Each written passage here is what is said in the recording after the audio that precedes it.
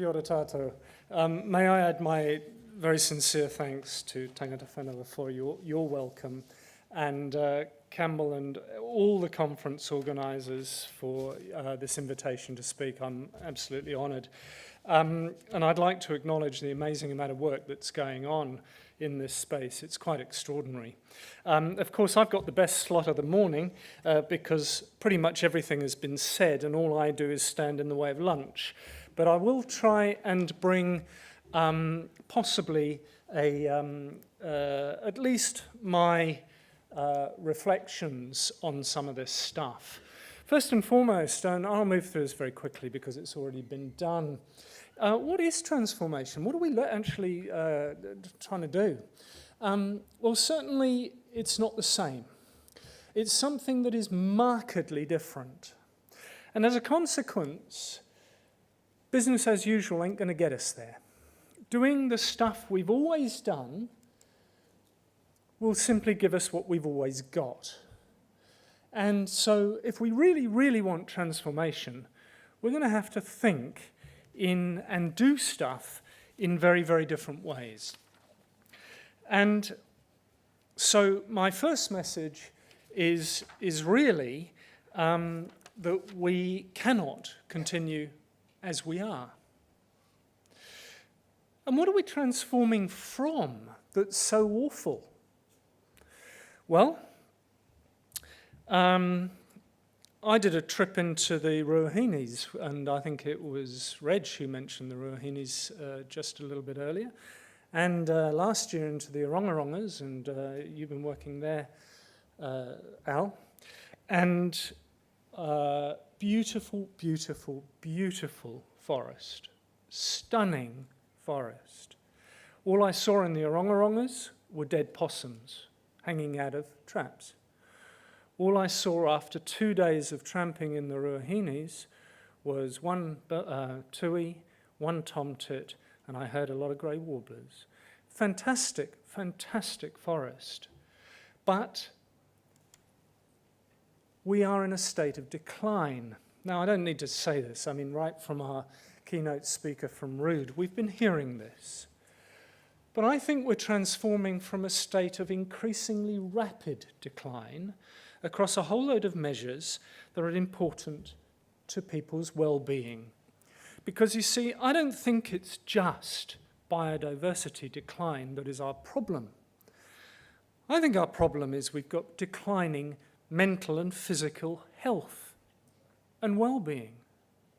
I think that we've got issues with our children growing up with what has been termed nature deficit disorder. I think we've got a problem with the livability of the places that we live.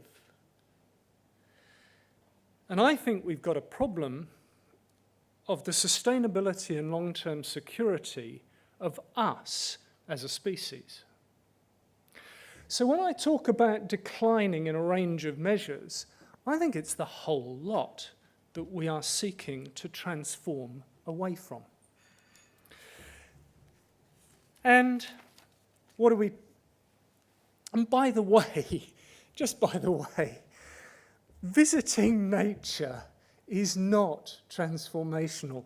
Now, I say that because I have the privilege of being part of a fenced sanctuary. And we have over 125,000 people a year visit us. Visiting nature is not transformational. So what are we transforming to? Well, I believe a number of things. I believe that we're transforming to something that could be termed nature-rich. I use nature and biodiversity fairly interchangeably here, but let's just call it nature-rich. It might include backyard biodiversity, but it's also going to include multiple landscapes. It's going to include our farming communities. It's going to include our current conservation estate. It's going to include the whole lot. I think we're moving towards greater integration between people and nature. It's not a mistake, it's not an accident You'll be aware that Zealandia has a 500-year vision. Maybe you are, maybe you're not. But we've carved that up into 20-year chunks because it's a little bit easier to write a plan for 20 years than it is for 500. And we are now at the start of our second generation, if you take 20 years as being roughly a generation. We're now in our 22nd year. And about a year and a half ago, we launched this document. There are 1 or 2 copies on the bench down there if anybody would want them, but they're available on the website anyway. This is our next 20-year strategy. It's no accident it was called Living with Nature, not Visiting Nature. So we will see, I think, that what we're moving towards is that nature matters in everything. Nature is relevant and present in people's lives, will be what we're moving towards. And just reaffirming that statement. So, how do we achieve transformation? Well, I guess if I knew absolutely everything about that, and we all knew that, then it would be easy, wouldn't it? But what is clear, and what's clear from every speaker so far, is that actually, as the dominant species on this earth, absolutely nothing positive is going to happen in this space without people. Absolutely nothing. So let's be clear that we need to start with people. Now, I had a thesis, hence the title of this, the abstract I sent in for this talk, that actually we should start from the inside out, and we should take an inside-out look at conservation. Start where people live and work outwards, not start from our remote places, beautiful remote places, and work back. Well, I've actually changed my thinking on that as I've been thinking more about it. But I think that we have something here that is nevertheless worth talking about just quickly. So what is this all about? I think it's actually not the first stage of transforming biodiversity, I believe, is about transforming people. And the rest will follow. And as people were talking just earlier, it just struck me that I wonder whether one measure of the scale of what we're taking on, we talk about landscape scale, we talk about thousands of hectares. I wonder whether one measure of that scale is not land area, but is population size of people living in that area. If it actually, the real task is transforming people, I wonder whether actually the scale of the task changes when we look at the level of residency of people in areas. Anyway, I'm just going to give you a quick case study. Now, please, this is not meant to be self-serving. This is not an advertisement. But it is a case study. And I'd just like to quickly talk about Zealandia. Now, Zealandia is a fence sanctuary, but I'd please urge you to forget the fence. Fences are becoming a distraction. Forget it. It is simply a mechanism, and the only real mechanism we have had to now, to guarantee that we can keep stuff out that we don't want to come in.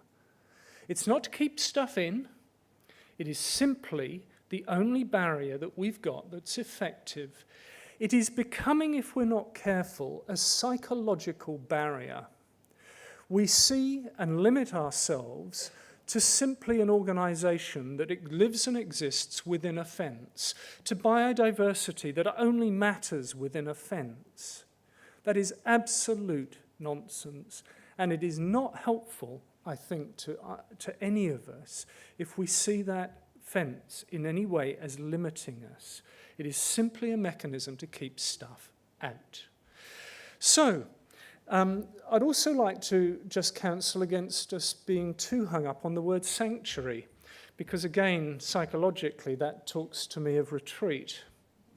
And I think the trouble with it is that biodiversity has and possibly still is on the retreat. If you take, for example, Jan Wright's, the Taong of New Zealand, the bird study that she published, it's not a great picture. So, Zealandia, a case study. In 1992, a study was done by, in fact, the Wellington branch of Forest and Bird on the biodiversity in Wellington, and there were something like 30 pairs of tui in the whole of the Wellington region, 2 or 3 pairs of kereru, obviously no tieke, no hihi, no kiwi, none of that stuff, no tuatara, and it was termed a basket case. A couple of years ago, a local writer wrote in the media of Zealandia as being the valley that managed to transform a city. And that's all happened in 25 years. In fact, the fence was only finished in late 1999. So a hell of a lot has happened in that time. And I think what has happened is that we have been able, of course, because we've got no predators in that area, to reintroduce a whole load of biodiversity. Now, the noticeable stuff, of course, is the birds, because they fly over the fence. But what's been happening in Wellington is, I've just got, there's one small indicator. Not everybody loves kaka. I think they're pretty cool. There's another small indicator. I'd actually say, and Paul is in the room here, that this was about Pole Hill, and the Pole Hill Protectors are just a fabulous group of people who've now created this extraordinary area outside of the Zealandia fence, where there's sufficient predator management for tieke now to be breeding for the 3rd year running, actually, in the suburbs of Wellington.